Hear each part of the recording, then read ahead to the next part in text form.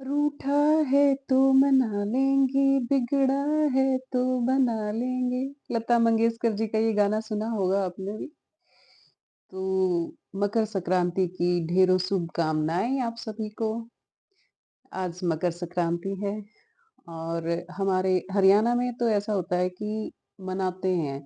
जैसे सास-ससुर को, देवर-जेठों को, जेठानियों को वो उनको कुछ कपड़े दिए जाते हैं और पैसे दिए जाते हैं, मीठी चीज़ें दी जाती हैं खाने के लिए, उससे उनको मनाते हैं। तो अगर आपसे भी कोई रूठ गया है या आप किसी से रूठ गए हैं तो मन जाइए या फिर मना लीजिए। हैप्पी मकर संक्रांति एक बार फिर से। सभी खुशहाल रहें, स्वस्थ रहें, यही कामना प्रभु से। वैसे तो ये माना जाता है पुराने टाइम से कि संक्रांति के बाद ठंड थोड़ी कम हो जाती है, पर ऐसा अब की बार बिल्कुल नहीं है। उल्टा ठंड पहले से बढ़ गई है। तो ऐसे में सबसे पहले मना लीजिए अपनी सेहत को, है ना? क्या करते हैं हम कि ठंड ज़्यादा हो रही है, चलो फिर चाय पी लेते हैं। सुबह शुरू करते हैं चाय पीना और थोड़ी-थोड़ी, थोड़ी-थोड़ी चाय करके शाम तक हम काफ़ी बार चाय पीते हैं। फिर क्या होता है, पता नहीं इतना कुछ खाते भी नहीं हैं, है ना? और गैस बनती है, उल्टियाँ आती हैं, पेट भी ठीक नहीं रहता है। पता नहीं, मैं तो कुछ खाती भी नहीं, खाता भी नहीं और ये चीज़ें कैसे हो जाती हैं।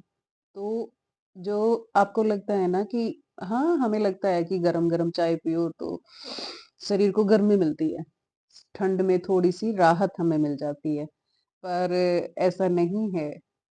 चाय जब पी रहे हैं तब तक ही ठीक है कि पीते हुए आपको अच्छा लग रहा है, आप गरम-गरम कुछ पी रहे हैं। वो आप गर्म पानी भी पी लेंगे ना तो भी वैसा ही लगेगा। उस पानी में कुछ अपना लौंग, इलायची वगैरह कुछ डाल के अगर वो सिप कर के पी लिया, उसमें थोड़ा-सा नींबू डाल लिया और थोड़ा-सा नमक डाल लिया या फिर थोड़ी चीनी डाल ली, वो भी सिप कर के पिएँगे तो आपको फ़ायदा होगा और वो आपको इंटरनली ठीक रखेगा आपकी बॉडी को, आपके पेट को गड़बड़ नहीं होने देगा, आपको ये दिक्कतों से बचा लेगा।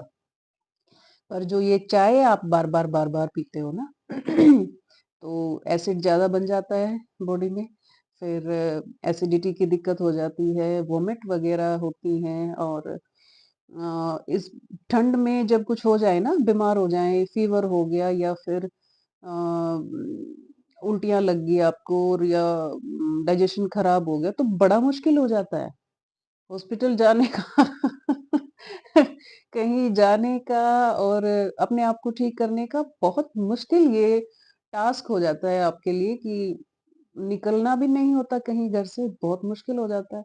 और घर पे भी जब दिक्कत होती है शरीर में तो मौसम तो क्या एन्जॉय करना वैसे ही बंदे को चैन नहीं होता है कि भई रिलैक्स ही नहीं है बॉडी, कुछ दिक्कत है। तो अगर अपने आप को इस ठंड से बचाना है, घर की चीज़ें खाइए सबसे पहले तो। चाय ज़्यादा मत पियो, चाय पीनी ही है तो खाना खाने के आधे पौने घंटे के बाद आप चाय पियो। और वो भी अपना उसमें लौंग, इलायची, बड़ी इलायची वगैरह डाल के और थोड़ी मात्रा में। पियो बहुत सारी चाय अगर बार-बार पी रहे हैं, सुबह शुरू करते हैं और शाम हो जाती है, खाली पेट से शुरू करके फिर तो ये गड़बड़ करती ही करती है। ये आप समझ भी नहीं पाते हो कि मैं तो कुछ ऐसा खाता भी नहीं और ये पता नहीं क्या हो रहा है ना? ठीक नहीं रह रहा। तो ये आदत अपनी सुधार लीजिए थोड़ी-सी। बाकी ठंड से बचने के लिए आप मीठा ज़रूर खाइए। कई बार ये होता है कि हम तो मोटे हो जाएँगे, तो मीठा छोड़ा हुआ है ना? कार्बोहाइड्रेट बहुत ज़रूरी है। शकरकंद आजकल आ रही है, शकरकंद खाइए हर रोज़ और ये मीठे में गुड़ वग़ैरह ज़्यादा लीजिए और थोड़ी मात्रा में आप अपनी खांड या चीनी भी लेते हैं, कम मात्रा में, तो वो नुकसान नहीं करेगी, आपको ठंड से बचाने का काम करेगी। तिल खा सकते हैं हर रोज़ थोड़ी मात्रा में। जैसे जो गोंद के लड्डू बनते हैं वो खा सकते हैं, गाजर पाक बना के, गाजर का हलवा बना के गरम-गरम वो खा सकते हैं। तो ऐसी जो अपनी देसी चीज़ें होती थी ना, पहले जो माएँ हमें खिलाती थी, जो हमारी दादियाँ बनाती थी, वो वाली चीज़ें अगर बना के खाएँगे और सभी फैमिली को खिलाएँगे, तो इस ठंड से बच पाएँगे और अपने आप को ठीक रख पाएँगे।